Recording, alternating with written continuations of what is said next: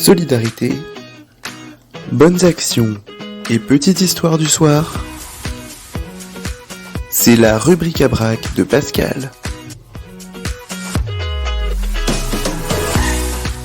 Bonjour à tous, j'espère que vous allez bien. Moi c'est la forme, content d'être avec vous pour cette nouvelle édition de l'Afterwork.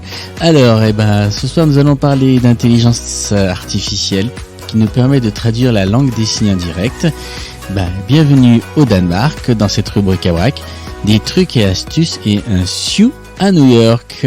Allez, un beau programme pour cette nouvelle rubrique à brac.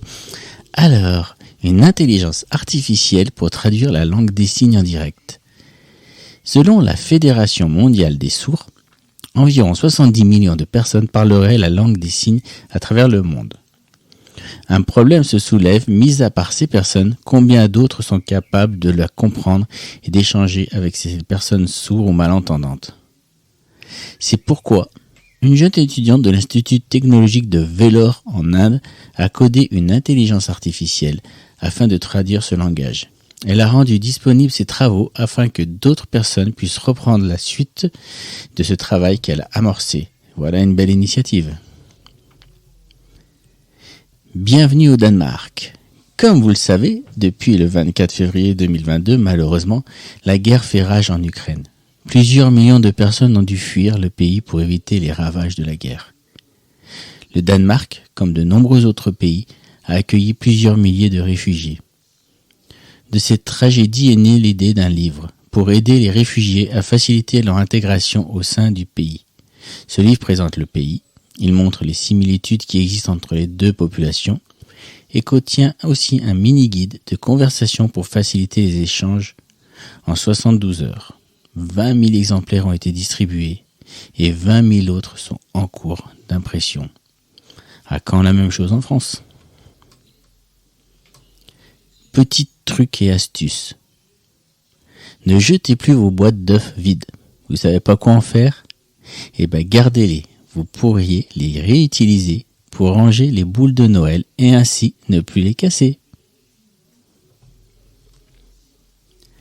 La petite histoire du soir pour Jonas et pour vous tous.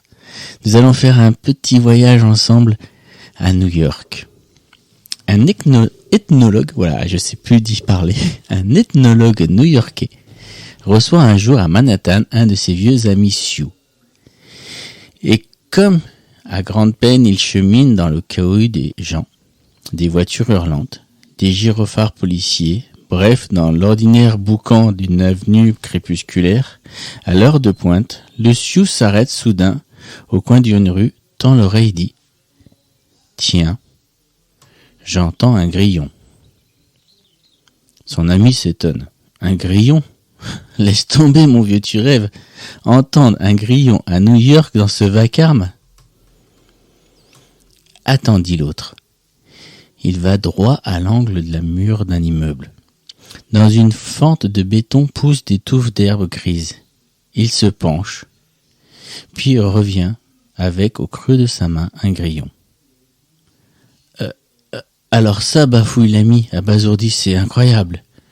Une ouïe fine à ce point-là, c'est un truc de sorcier ou quoi ? Pas du tout, répond le sioux. Chacun entend ce qui l'habite et ce qui importe dans sa vie. C'est facile à démontrer, regarde. Il sort quelques pièces de monnaie de sa poche et les jette sur le trottoir. Tintement bref, léger, fugace, dans la bousculade autour d'eux, tandis que les voitures au feu du carrefour klaxonnent, démarrent, rugissent. 10, 15 têtes se retournent et cherchent de l'œil ces pièces de monnaie qui viennent de tomber. Voilà, c'est tout, dit le sioux. Et voilà, c'est sur cette histoire que nous nous quittons et que nous continuons notre émission de l'Afterwork avec Jonas. Bye bye les amis, à bientôt.